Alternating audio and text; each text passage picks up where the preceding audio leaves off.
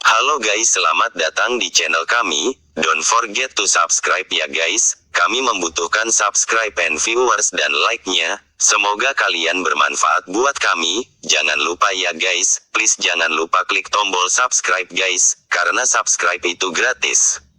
Bikin haru. Kisah sahabat Rasulullah, Julaibib, menikahi bidadari cantik tapi berakhir begini. Ada satu hadits Nabi SAW yang populer di kalangan umat muslim terutama bagi mereka para penuntut ilmu. Dari Abu Hurairah, ia berkata bahwa Rasulullah Shallallahu Alaihi Wasallam bersabda, sesungguhnya Allah tidak melihat pada bentuk rupa dan harta kalian. Akan tetapi, Allah hanyalah melihat pada hati dan amalan kalian. Hari Muslim, hadits ini sejalan dengan salah satu firman Allah dalam Al-Quran yang artinya, sesungguhnya orang paling mulia di sisi Allah adalah orang yang paling takwa di antara kamu. Qs Al-Hujurat 13. Ada satu kisah sahabat Nabi yang begitu menyentuh hati karena memilih berjihad bersama Rasulullah SAW daripada kenikmatan dunia. Allah pun menjadikannya syahid dan menjadi rebutan para bidadari.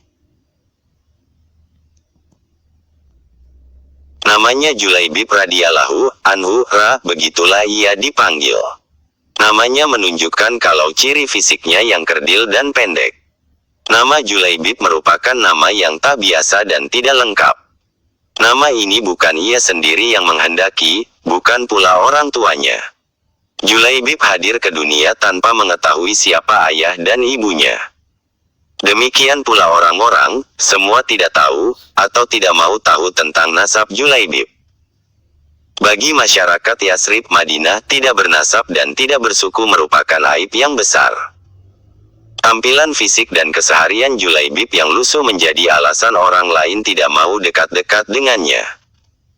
Wajahnya terkesan sangar, pendek, bunguk, hitam, dan fakir. Kainnya usang, pakaiannya lusuh, kakinya pecah-pecah tidak beralas. Tidak ada rumah untuk berteduh, tidur hanya berbantalkan tangan, berkasurkan pasir dan kerikil. Tidak ada perabotan, minum hanya dari kolam umum yang diambil dengan telapak tangan. Abu Barzah, pemimpin Bani Aslam, sampai-sampai berkata tentang Julaibib, jangan pernah biarkan Julaibib masuk di antara kalian. Demi Allah jika dia berani begitu, aku akan melakukan hal yang mengerikan padanya. Demikianlah keadaan Julaibib kala itu. Namun, Allah berkehendak menurunkan rahmatnya, tidak satu makhluk pun bisa menghalangi. Julaibib menerima hidayah, dan dia berada di barisan terdepan dalam salat maupun jihad. Meski hampir semua orang tetap memperlakukannya seolah ia tiada, namun tidak demikian dengan Rasulullah SAW, sang rahmat bagi semesta alam. Julaibib yang tinggal di Sufa Masjid Nabawi, suatu hari ditegur oleh Rasulullah. Julaibib, begitu lembut beliau SAW memanggil, tidakkah engkau menikah? Siapakah orangnya yang mau menikahkan putrinya dengan diriku ini ya Rasulullah? Kata Julaibib tersenyum. Tidak ada kesan menyesali diri atau menyalahkan takdir Allah pada kata-kata maupun air mukanya. Rasulullah SAW juga tersenyum. Mungkin memang tidak ada orang tua yang berkenan pada Julaibib. Namun, hari berikutnya, ketika bertemu dengan Julaibib, Rasulullah kembali menanyakan hal sama. Julaibib, tidakkah engkau menikah? Dan Julaibib menjawab dengan jawaban yang sama. Begitu, begitu, begitu. 3 kali, 3 hari berturut-turut. Dan pada hari ketiga itulah, Rasulullah memegang lengan Julaibib dan membawanya ke salah satu rumah pemimpin Ansar. Aku ingin menikahkan putri kalian, kata Rasulullah pada si pemilik rumah. Betapa indahnya dan betapa berkahnya, demikian respons pemilik rumah dengan wajah berseri-seri, mengira bahwa sang nabilah calon menantunya. Oh, ya Rasulullah, ini sungguh akan menjadi cahaya yang menyingkirkan temaram di rumah kami. Tetapi bukan untukku, kata Rasulullah. Kupinang putri kalian untuk Julaibib, tegas Rasulullah. Julaibib, nyaris terpekik ayah sang gadis. Iya, untuk Julaibib. Ya Rasulullah.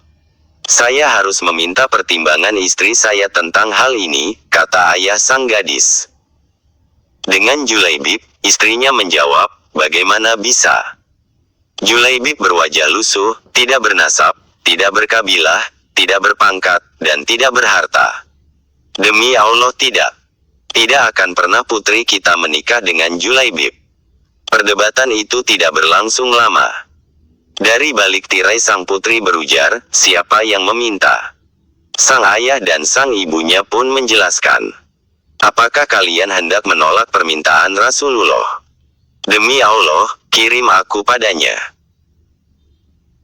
Dan demi Allah, karena Rasulullah yang meminta, maka tiada akan membawa kehancuran dan kerugian bagiku, kata sang gadis. Sang gadis saleha itu lalu membaca ayat, yang artinya, dan tidaklah patut bagi lelaki beriman dan perempuan beriman, apabila Allah dan Rasul-Nya telah menetapkan suatu ketetapan, akan ada bagi mereka pilihan lain tentang urusan mereka. Dan barang siapa mendurhakai Allah dan Rasul-Nya maka sungguhlah dia telah sesat, sesat yang nyata. Qs. Al-Ahzab 36. Dan sang Nabi dengan tertunduk berdoa untuk sang gadis salihah itu. Ya Allah, limpahkanlah kebaikan atasnya, dalam kelimpahan yang penuh berkah. Jangan kau jadikan hidupnya payah dan bermasalah, demikian doa indah Rasulullah. Maka benarlah doa Nabi SAW. Tak lama kemudian Allah karuniakan jalan keluar baginya. Kebersamaan di dunia ternyata tidak ditakdirkan terlalu lama. Meski di dunia sang istri saleha dan bertakwa, tapi bidadari telah terlampau lama merindukannya di surga. Julaibib lebih pantas menghuni surga daripada dunia yang tidak bersahabat padanya.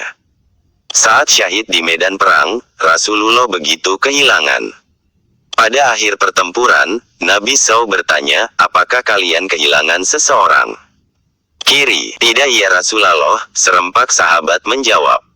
Sepertinya Julaibib memang tidak berarti di kalangan mereka. Apakah kalian kehilangan seseorang? Tanya Rasulullah kembali. Nabi SAW bertanya lagi. Kali ini wajahnya merah bersemu. Tidak ya Rasulullah. Kali ini sebagian menjawab dengan was-was, beberapa orang menengok ke kanan dan ke kiri. Rasulullah menghela nafasnya. Tetapi aku kehilangan Julaibib, kata beliau. Para sahabat tersadar, carilah Julaibib. Rasulullah. Maka Julaibib yang mulia pun ditemukan. Ia terbunuh dengan luka-luka di sekujur tubuh dan wajahnya. Di sekitar jasadnya, ada 7 jasad musuh telah ia bunuh. Rasulullah dengan tangannya sendiri mengkafani Julaibib. Beliau mensalatkannya dan berdoa, Ya Allah, dia adalah bagian dari diriku dan aku adalah bagian dari dirinya, kata Rasulullah. Demikian kisah Julaibib yang akhir hayatnya berakhir syahid ketika membantu Rasulullah SAW dan para sahabat.